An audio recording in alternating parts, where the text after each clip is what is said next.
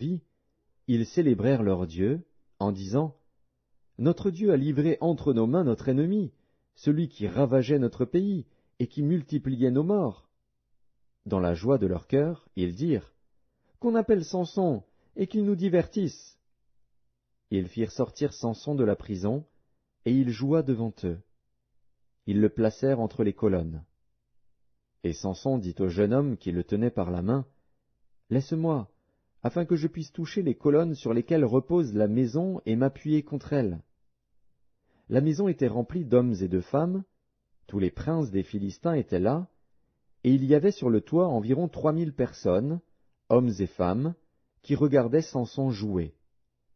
Alors Samson invoqua l'Éternel, et dit, « Seigneur éternel, souviens-toi de moi, je te prie, ô Dieu, donne-moi de la force seulement 7 fois, et que d'un seul coup je tire vengeance des Philistins pour mes 2 yeux. » Et Samson embrassa les 2 colonnes du milieu sur lesquelles reposait la maison, et il s'appuya contre elles. L'une était à sa droite, et l'autre à sa gauche. Samson dit, « Que je meure avec les Philistins !»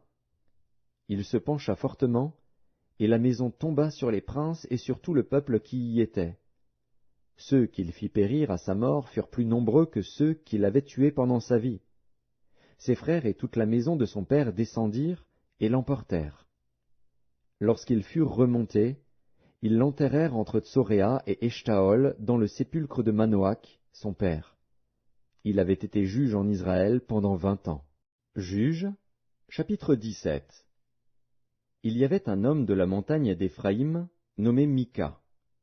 Il dit à sa mère, « Les 1100 cycles d'argent qu'on t'a pris, et pour lesquels tu as fait des imprécations même à mes oreilles, voici, cet argent est entre mes mains, c'est moi qui l'avais pris. » Et sa mère dit, « Béni soit mon fils par l'Éternel. » Il rendit à sa mère les 1100 cycles d'argent.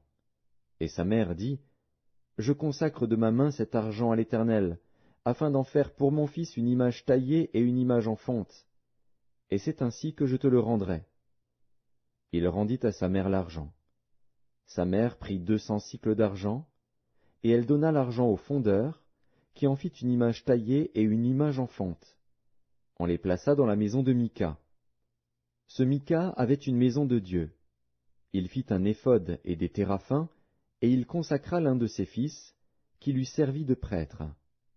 En ce temps-là, il n'y avait point de roi en Israël. Chacun faisait ce qui lui semblait bon. Il y avait un jeune homme de Bethléem de Juda, de la famille de Juda. Il était lévite, et il séjournait là. Cet homme partit de la ville de Bethléem de Juda pour chercher une demeure qui lui convint. En poursuivant son chemin, il arriva dans la montagne d'Éphraïm jusqu'à la maison de Mika.